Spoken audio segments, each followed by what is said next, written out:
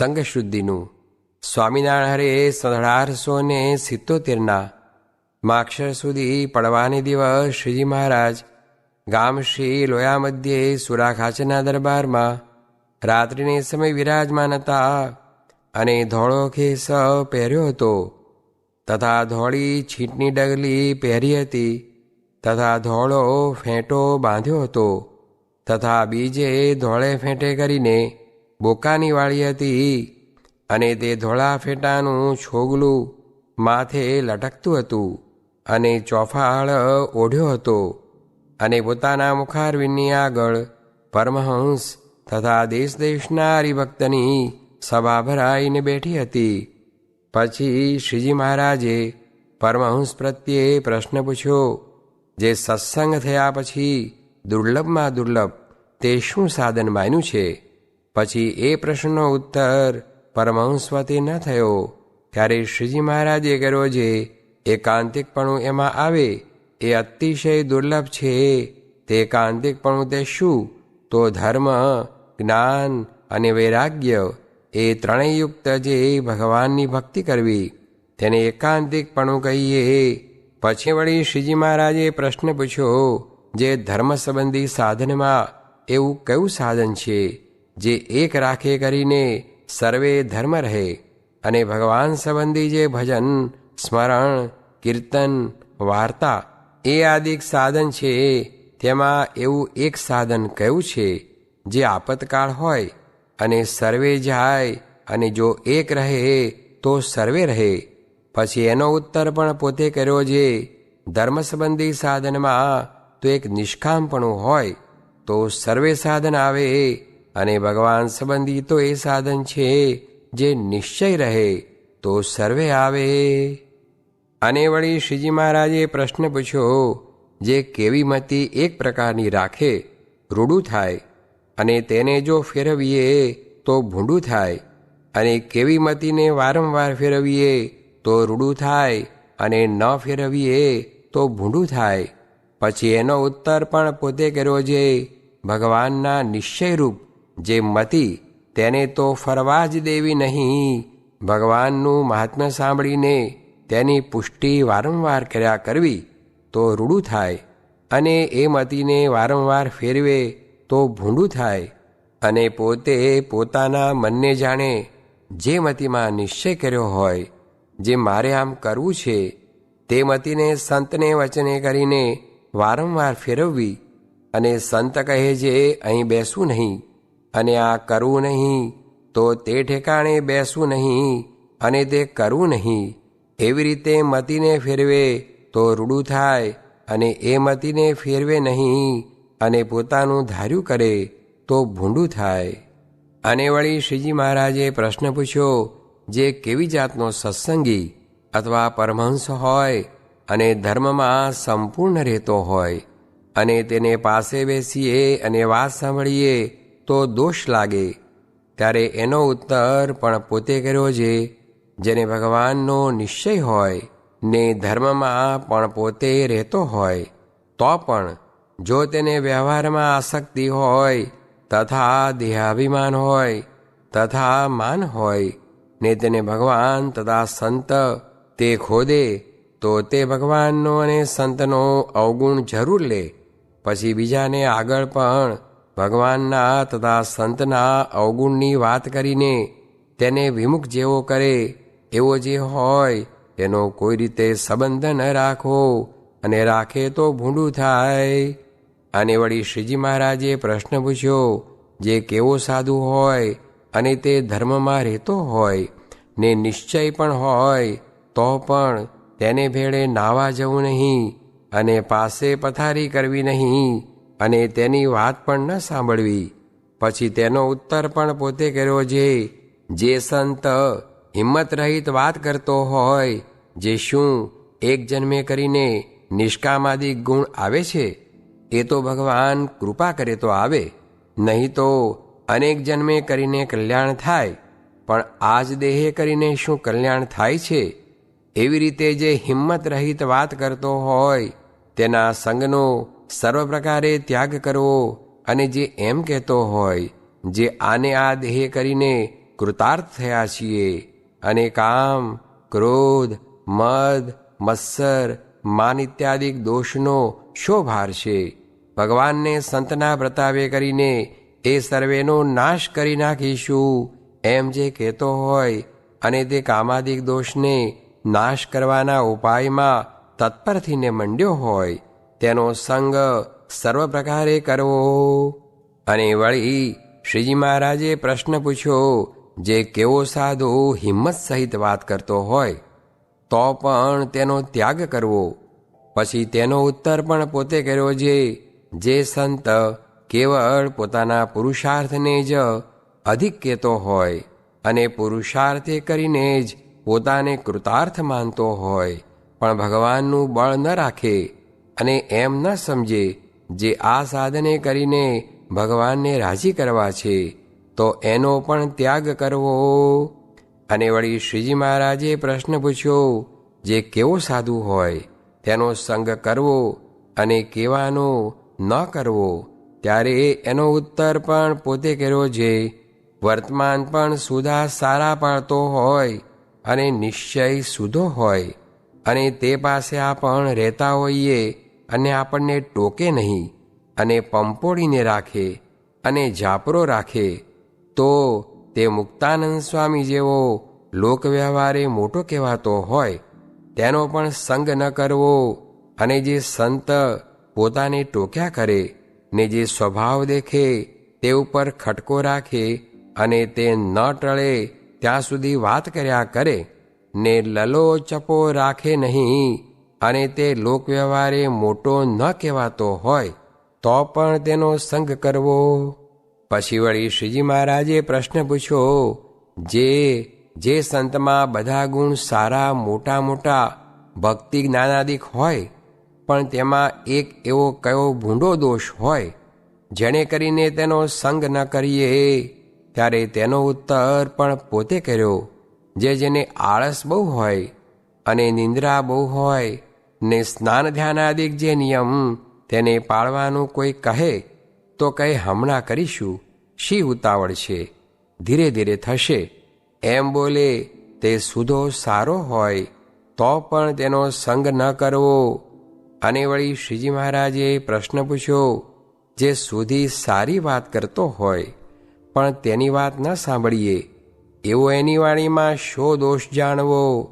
ત્યારે તેનો ઉત્તર પણ પોતે કર્યો, જે વાત કરવામાં પોતાને વિશે જે ભક્તિ, જ્ઞાન, વૈરાગ્ય, ધર્મ તેની જ અહંકારે કરીને પોતે સરસાઈ દેખાડે અને બીજા સંતમાં જે જ્ઞાન, ભક્તિ આદિ ગુણ તેની કાંઈક ન્યૂનતા દેખાડે એવો જેની વાણીમાં દોષ હોય તેની વાત ન સાંભળવી. અને વળી શ્રીજી મહારાજે પ્રશ્ન પૂછ્યો, જેની વાણીમાં તો કુત્સિતપણું હોય તો પણ તે વાણીને અમૃતની પેઠે પાન કરીએ એવી તે કઈ વાણી છે? પછી તેનો પણ પોતે ઉત્તર કર્યો, જે સંત વાત કરે ત્યારે પોતે પોતાના સંબંધી, મા બાપ, બોન, ભાઈ તથા પોતાની જાતિ તેની કુત્સિત શબ્દે કરીને નિંદા કરતો હોય તો તેની તે વાણી સારી જાણવી શા સારું? જે તે વાણીને જે સાંભળે તેને તે સંતની કોરનો એમ ગુણ આવે, જે આ સંતને તો કોઈ રીતે પોતાના દેહ સંબંધી આદિકમાં હિત નથી, માટે તે વાણીને અમૃતની પેઠે પાન કરવી. અને વળી શ્રીજી મહારાજે પ્રશ્ન પૂછ્યો, જે કયે ઠેકાણે માન રાખવું ને કયે ઠેકાણે માન ન રાખવું. પછી તેનો ઉત્તર પણ પોતે કર્યો, જે ભગવાનનો દ્રઢ આશ્રિત હોય ને તે જેવો તેવો ગરીબ હરિભક્ત હોય તો પણ તે આગળ માન ન રાખવું. અને જેને સત્સંગ થકી કાંઈક પાછો પગ પડી ગયો હોય તેને આગળ તો માન રાખવું પણ તેથી દબાઈ જવું નહીં ને પ્રશ્ન ઉત્તરમાં તેના વેણ ઉપર વેણ લાવવું. અને વળી શ્રીજી મહારાજે પ્રશ્ન પૂછ્યો, જે કયે ઠેકાણે ભગવાનના દર્શનાદિકને વિશે તથા સંતને વિશે હેત ન રાખવું અને કયે ઠેકાણે રાખવું. ત્યારે તેનો ઉત્તર પણ પોતે કર્યો, જે અમે સર્વે સંતને સાધારણપણે કહેતા હોઈએ જે બુરાનપુર તથા કાશીએ કોણ જશે? ત્યારે કોઈ બોલે નહીં. ત્યારે તે સભામાંથી પોતે ઉઠીને અમને એમ કહેવું છે, કહો તો હે મહારાજ, હું જાઉં. એમ કહીને અમારી આજ્ઞા લઈને ત્યાં જવું.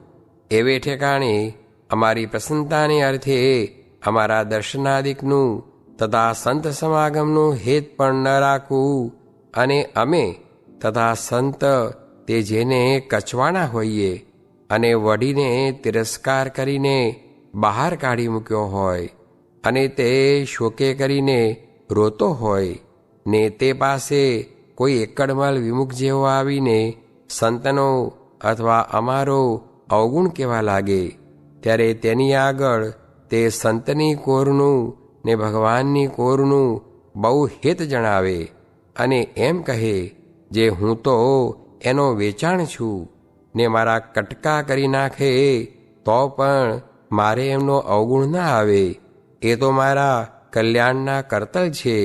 એવી રીતે તે ઠેકાણે અતિશય હિત જણવે. અને વળી શ્રીજી મહારાજે પ્રશ્ન પૂછ્યો, જે જેણે કરીને ભગવાન રાજી થતા હોય તો પણ તે કરવું નહીં, અને જેણે કરીને ભગવાન કુરાજી થાય તો પણ તે કરવું, એવું તે શું છે?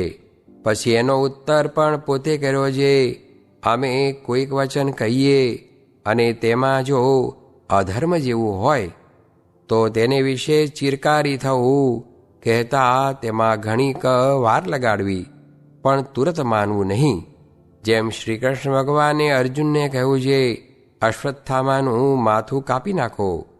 પછી તે વચન અર્જુને ન માન્યું, તેમ એવી રીતનું જે વચન તેમાં અમે રાજી થતા હોઈએ તો પણ ન માનવું, તથા પંચવર્તમાન સંબંધી જે નિયમ કહ્યા છે તેમાંથી જેણે કરીને ભંગ થતો હોય એવું જે વચન તે ન માનવું.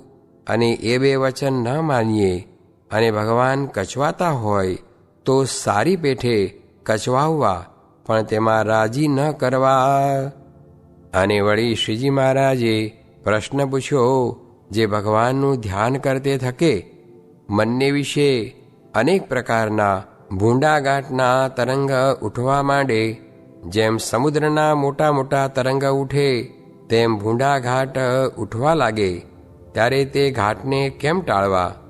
પછી એનો ઉત્તર પણ પોતે કર્યો છે, જ્યારે એવા ભૂંડા ઘાટ થવા માંડે ત્યારે ધ્યાનને પડ્યું મૂકીને જીભે કરીને ઉચ્ચ સ્વરે નિર્લજ થઈને તાળી વજાડીને સ્વામિનારાયણ સ્વામિનારાયણ ભજન કરવું, અને હે દિનબંધો, હે દયા સિંધો, એવી રીતે ભગવાનની પ્રાર્થના કરવી. તથા ભગવાનના સંત જે મુક્તાનંદ સ્વામી જેવા મોટા હોય તેના નામ લઈને તેની પ્રાર્થના કરવી, તો ઘાટ સર્વે ટળી જાય અને નિરાશ થાય. પણ એ વિના બીજો એવો ઘાટ ટાળ્યાનો ઉપાય નથી. અને વળી શ્રીજી મહારાજે પ્રશ્ન પૂછ્યો, જે આ સત્સંગમાં જે અતિ મોટો ગુણ જણાતો હોય અને તે ગુણના સર્વે વખાણ કરતા હોય તો પણ તે ત્યાગ કરવા યોગ્ય હોય એવો કયો ગુણ છે? અને દોષ હોય અને તે ગ્રહણ કરવા યોગ્ય હોય એવો કયો દોષ છે?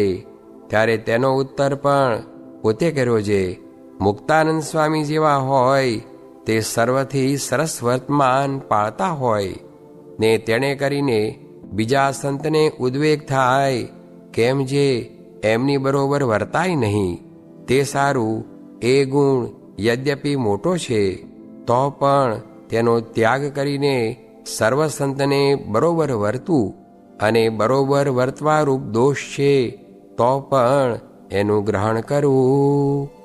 અને વળી શ્રીજી મહારાજે પ્રશ્ન પૂછ્યો, જે આ સંતમાં એવો કયો એક દોષ છે જે જેનો ત્યાગ કરે ત્યારે સર્વે દોષ માત્રનો ત્યાગ થઈ જાય? અને એવો કયો ગુણ છે જે એક આવે સર્વે ગુણ આવે? ત્યારે એનો ઉત્તર પણ પોતે કર્યો છે, જો દેહાભિમાન રૂપ દોષ છે તો તેમાં સર્વે દોષ રહ્યા છે, અને તેનો ત્યાગ કરે તો સર્વે દોષનો ત્યાગ થઈ જાય છે. અને હું તો દેહથી નોખો જે આત્મા તે છું, એવો જે આત્મનિષ્ઠારૂપ એક ગુણ તે આવે તો સર્વે ગુણ માત્ર આવે છે.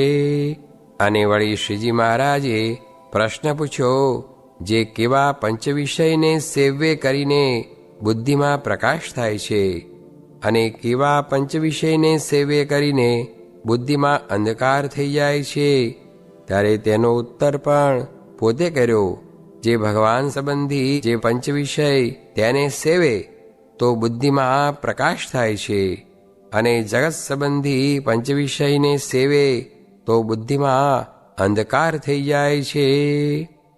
અને વળી શ્રીજી મહારાજે પ્રશ્ન પૂછ્યો, જે કેવો દેશ, કેવો કાળ, કેવો સંગ, કેવી ક્રિયા, જેનો સંબંધ ભગવાનની આજ્ઞાએ કરીને પણ ન કરવો, ત્યારે એનો ઉત્તર પણ પોતે કર્યો છે.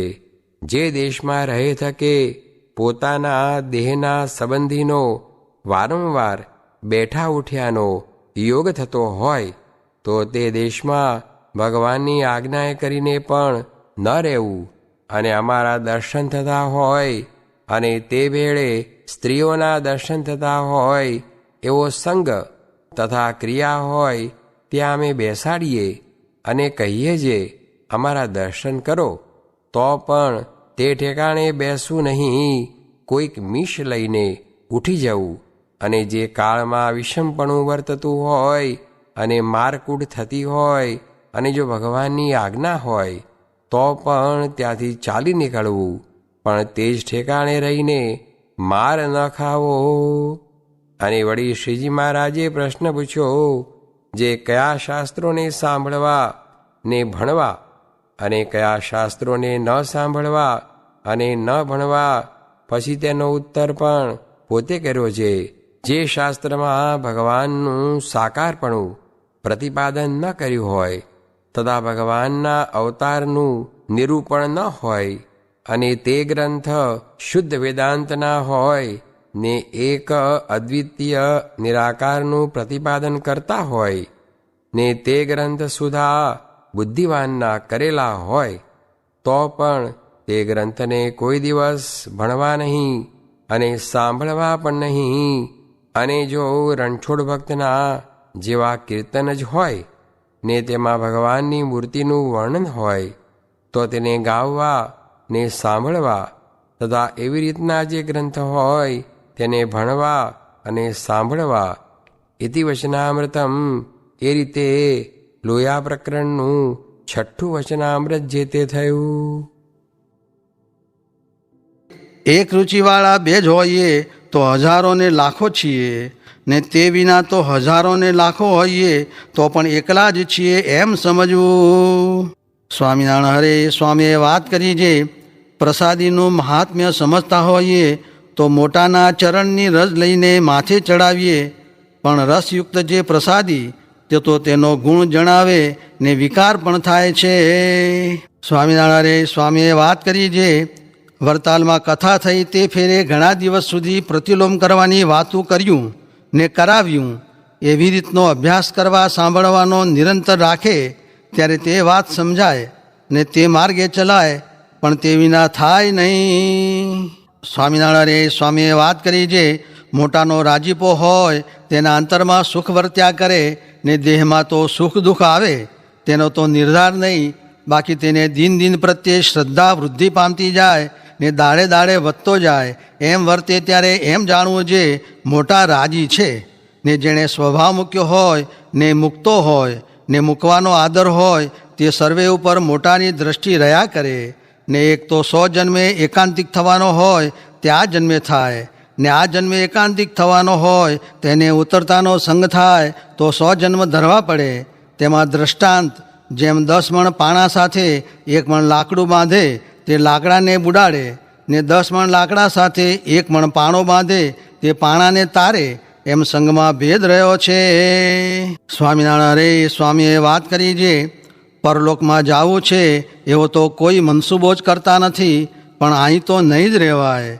ને આ લોકમાં તો જાણે આવ્યા જ નથી એવું કરી નાખવું ને છેલ્લો જન્મ કરી નાખો. તે છેલ્લો જન્મ તે શું છે? ક્યાંય એ વાસના રહેવા દેવી નહીં ને આ લોકની સ્થિતિ બાંધવાનું તાન છે, પણ એ તો નહીં રહે ને ગમે એટલા કામ કરશું તો પણ સર્વે એક દિવસ મૂકીને સ્વભાવ મૂકવા છે ને સાધુ થવું છે. તે સારું કથા વાર્તા સ્મૃતિ કરવી, ગુણ ઓળખવા એ કરવાનું છે. સ્વામિનારાયણ સ્વામીએ વાત કરી છે. મહારાજે અનંત પ્રકારની વાતો જીવના મોક્ષને અર્થે પ્રવર્તાવી છે, પણ તેમાં 4 વાતો છે તે તો જીવનું જીવન છે. તે શું? તો એક તો મહારાજની ઉપાસના, ને બીજી મહારાજની આજ્ઞા, ને ત્રીજી મોટા એકાંતિક સાધુ સાથે પ્રીતિ, ને ચોથું ભગવદી સાથે સુહૃદપણું. એ 4 વાતો તો જીવનું જીવન છે, તેને તો મૂકવી જ નહીં. ને જો અશુભ દેશ, કાળ, સંગ, ક્રિયા, શાસ્ત્ર, મંત્ર, દીક્ષા ને દેવતા એ 8 અશુભનો યોગ થાય તો મહારાજને ને બીજા અવતારાદિકને વિશે સમભાવ કરાવી નાખે અને આજ્ઞાને વિશે ગૌણપણું દેખાડી દે. ને મોટા સાધુને ને સત્સંગમાં ગડબડ ગોટા વાળતો હોય એ બેને એકપણે કરી મૂકે ને ભગવદીને વિશે દોષ દેખાડી દે. એ 8 દેશાદિક તો અસત્પુરુષને વિશે રહ્યા છે. માટે જેને જીવનું જીવન રાખવું હોય તેને તો ઓળખીને જીવ જોડવો. ત્યારે એક હરિજને હાથ જોડીને કહ્યું છે, મારે તો બહુ બંધન થયું છે, તે હું તે કેમ કરું? ત્યારે સ્વામી બોલ્યા છે, હું તો ઘણો સુખ્યો કરી મૂકું, પણ તેમ તમારાથી થાય નહીં. ને હું કહું એમ જો તમે કરો તો ત્યાંથી વિમુખ થાઓ. ત્યારે એ વાત થાય, પણ તે વિના તો થાય જ નહીં. ત્યારે વળી પૂછું છે, તમે કહો તેમ કરે તે વિમુખ કેમ કહેવાય? ત્યારે સ્વામી બોલ્યા છે, આ 2 જણ હું કહું એમ કરે છે તો ત્યાંના તેને વિમુખ જાણે છે, પણ જો મહારાજ ને મોટા સાધુ રાજી છે તો સર્વે રાજી થઈ રહ્યા છે. એટલી વાત કરીને મંદિરમાં પધાર્યા. સ્વામિનારાયણ હરે સ્વામીએ વાત કરી છે. રાત્રે વાત કરી છે. ગોપાળ સ્વામી બહુ વાતો કરતા, તેથી મારે હેત હતું. સ્વામિનારાયણ હરે સ્વામીએ વાત કરી છે. હરિશંકરભાઈએ પૂછ્યું છે, જ્ઞાને કરીને નિર્લેપ રહેવાય છે કે વિષય ન ભોગવે તેણે કરીને નિર્લેપ રહેવાય છે? સ્વામી બોલ્યા છે, જ્ઞાને કરીને નિર્લેપ રહેવાય છે, પણ મન, ઇન્દ્રિયો ને દેહ એ 3 પ્રકારે પતિવ્રતાપણું જાય છે. તે 2 પ્રકારે તો આપણાથી પડે તેમ નથી, પણ દેહે કરીને પાળવું એટલે 3 પ્રકારે પાળી ચૂક્યા. સ્વામિનારાયણ હરે સ્વામીએ વાત કરી છે. આવા પ્રગટ સાધુ છે તેની મને વચન અને દેહે કરીને સેવા કરવી કે વિનય કરવો એ તો નહીં, પણ 4 ભેળા થઈને કહે છે, આ આવો છે ને આ આવો છે, એમાં શું પાક્યું? પણ વ્યર્થ કાલો ન નેતવ્યો ભક્તિમ ભગવતો વિના એ ક્યાં પડે છે? સ્વામિનારાયણ હરે સ્વામીએ વાત કરી છે. મહારાજ કહે, જળ ભરતને સુખજીના જેવો વૈરાગ્ય, ગોપીઓના જેવો પ્રેમ ને ઉદ્ધવને હનુમાનના જેવું દાસત્વપણું એવો થાય ત્યારે ખરો ભક્ત નિકર કાચપ કહેવાય. તે વિચારીને જોવું છે એમાં કેટલી કસર છે.